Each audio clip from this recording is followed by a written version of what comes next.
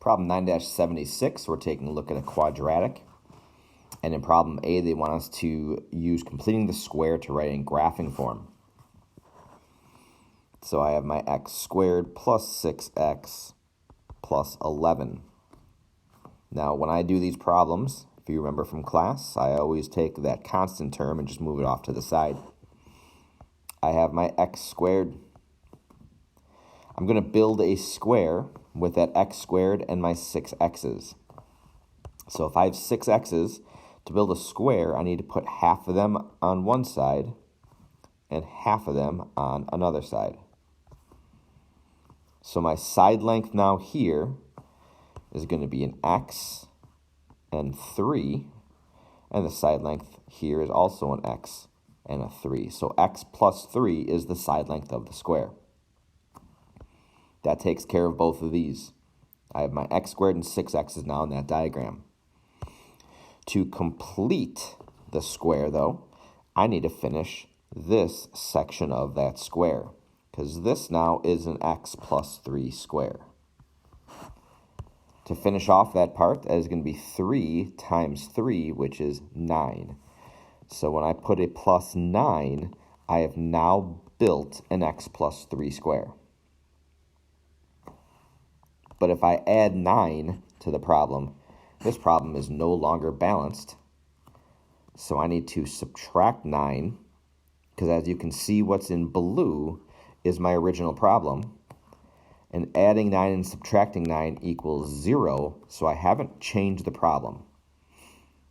I've added 0 essentially to the problem. The only reason why I added the 9 is to make a square, and now I can write it as a square.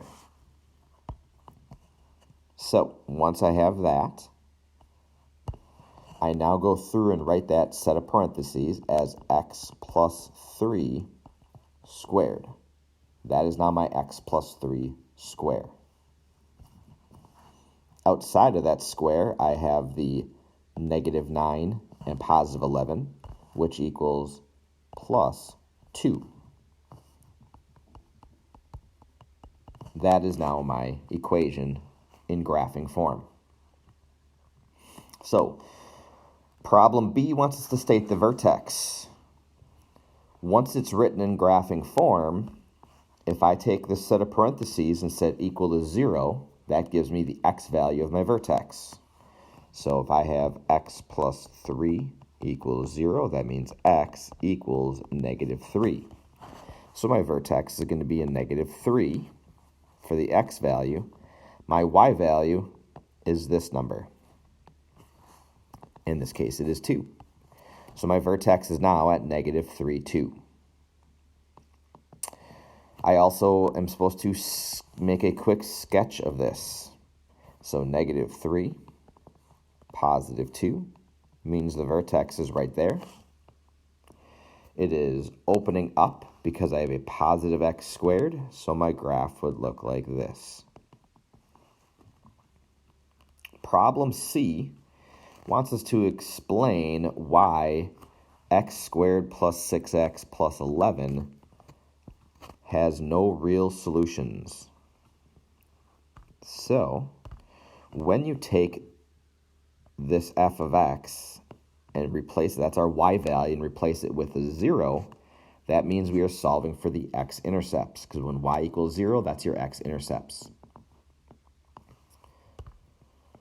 You can look at the graph now and see on the graph there are no x-intercepts. The graph is above and is opening up, so that it does not touch the x-axis.